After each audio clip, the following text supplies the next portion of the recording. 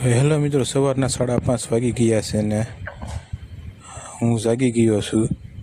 અને આપણે 30 દિવસ ચેલેન્જ લીધું છે 5 વાગે 5:30 જાગવાનું. હવે 30 દિવસ ચેલેન્જ લીધું છે આપણે 5 વાગે જાગવાનું.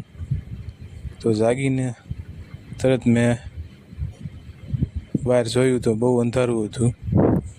પછી આપણે એક પાણીનો લોટો સવારમાં પીવાનો પહેલાં, પછી જ આપણે બધું કામ શરૂ કરવાનું. પાણીનો લોટો પીને ઘડીક 1 મિનિટ બેસીને પછી આપણે હાથમાં લઈ લીધું બ્રશ કરી વળોયું કરીને પછી આપણે રૂમાલે લૂછવા માંડ્યા મોઢું.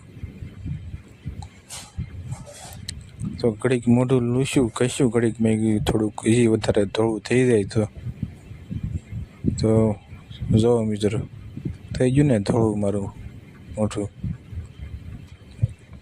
અને પછી નાવા જવાનો ટાઈમ થયો તે ઊંઘ આવી ગઈ મને.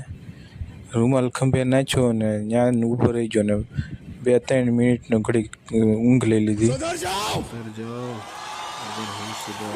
अगर हम सुधारने पर उतरे तो बहुत नुकसान हो जाएगा. તો મિત્રો, સની દેઓલનો ડાયલોગ જોઈને મારી ઊંઘ સટાકદાર ઉડી ગઈ. મેં કીધું આનો હાથમાંથી પડી કરતાં ટાઢું પાણી પડે સારું. જો નાહી ધોઈને આપણે બેસી ગયા આપણા લોકેશન ઉપર.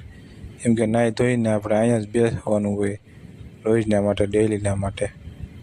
થોડી ઘડીક બેઠા આપણે, ઘડીક ટાઈમ પાસ કર્યો, મોબાઈલ ઘડીક જોયો.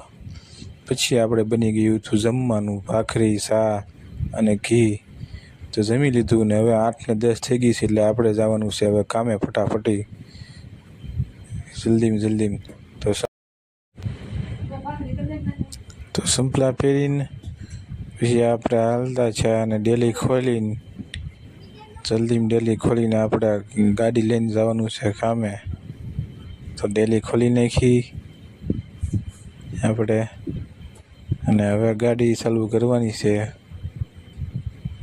આપણે ગાડી જોવો મિત્રો, આપણે ગાડી વાળી અને ડેલી આપણે ગાડી ચાલુ કરતા હતા ત્યાં તો આ નંદી મારા સામે ઊભા રહી જાય કે આવી જાય કે મોરો તને. ત્યાં તો ભોળાનાથના દર્શન કરી આવ્યો ને નંદી મહારાજે મને માફ કરી દીધો.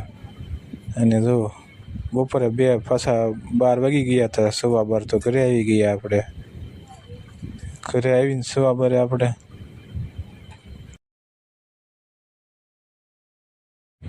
તો ઘરે આવીને પાછા આપણે દુકાને જ્યાં સાદી સોડા લેવા. તો જો 2 સાદી સોડા લઈ લીધી અને સાદી સોડા લઈને